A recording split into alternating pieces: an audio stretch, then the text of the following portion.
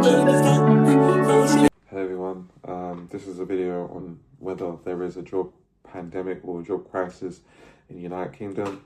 You know, coming from a 26-year-old who has graduated from university, and university is not cheap in this country, especially when the tuition per year is 9,250. You know, you do that times 3. Of course, you need to pay for accommodation, you know, maintenance, just your upkeep, whether that's, you know, books, travels, all of these different things. And then on top of that, you know, you want to start thinking about if you want to do a master's. Of course, a master's is an additional cost, which most people tend to do. Now, the question is, I've seen you know, people have applied for hundreds and hundreds of jobs. I've also been in that position where I've applied for hundreds and hundreds of jobs.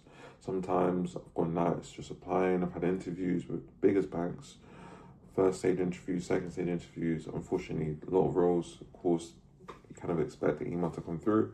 Of course, it can kill your motivation. It can really, you know, make you feel bothered, of course, by not getting a result of a job.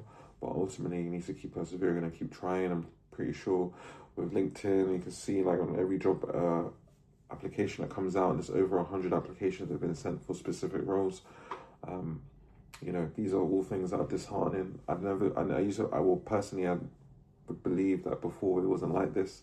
I could imagine it being a lot easier to kind of land the job from the way it seems, from the people talking about the job crisis we're going through as a young generation, especially in Gen Z. My personal opinion is, guys, you have to keep persevering, keep trying.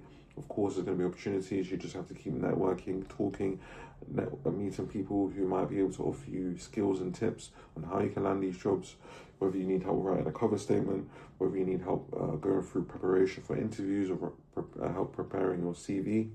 You know, I remember when I had the internship interview for the firm I'm at now, and the process, the 2 stages I went through, you know, I had to prepare for that well in advance before I even had those interviews. You know, especially when I had a Goldman Sachs interview, it was the same thing. A hackathon, the same thing. You've also got to prepare. And, you know, my thing is, if you're able to land an interview, it means that you are skilled enough to do the job.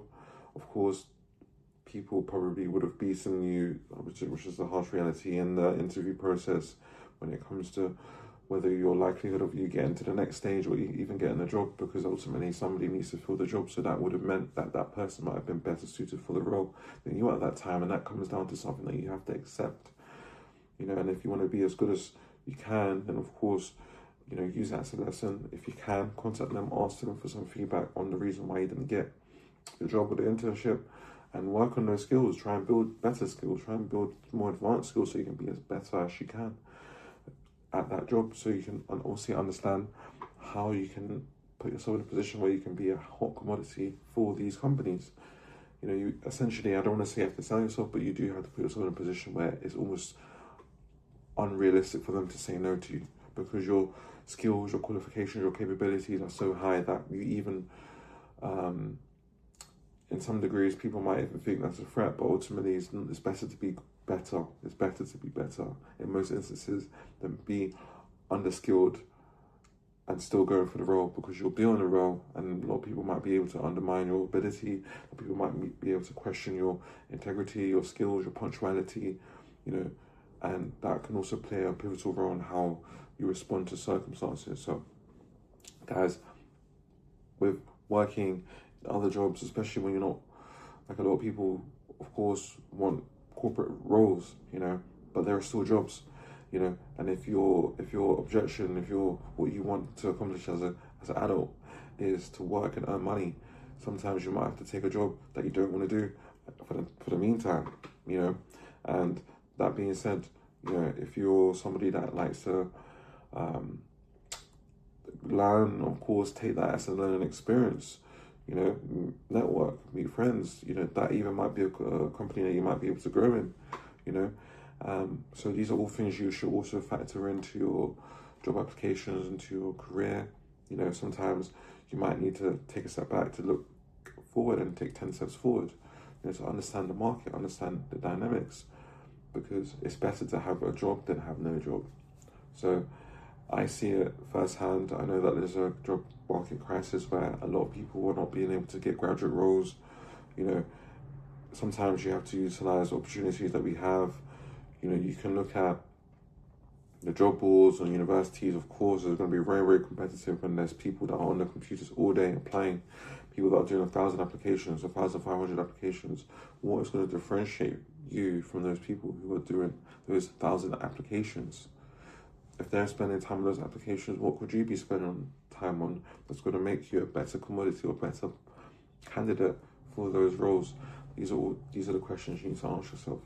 Now, of course, I want to be a really big YouTuber, and what am I doing right now to get myself to that point where I can say I want to get to 50,000 views in under 30 days from not posting at all for months, you know, not having a big enough audience to even justify getting 50,000 views.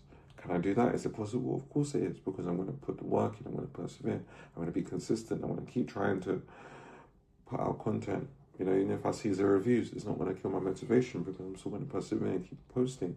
Because I do know I will meet somebody that will listen, that will appreciate it, and that is how we're all going to grow collectively, and we're going to do really well. And whether you want to get a job, whether you want to start business, it has to start somewhere. So, guys, I wish you guys all the best in your job market applications, whether that's in finance, whether that's in human resources, well, it could be anything, right? Don't give up on your goals, your dreams, of course. Sometimes it can be like a motivational drainer, but guys, trust me, you'll be fine. Just keep a positive mind, of course, and if you don't have that, you know, put on a nice song, whatever, get your mood, of course, hit the applications again when you have time. You know, and I hope you guys are ultimately getting into positions you want to get into. Try to be as helpful as possible. If you want to add me on LinkedIn, I'm here to help. And yeah, we go from there. Peace. Oh, yeah, yeah, yeah.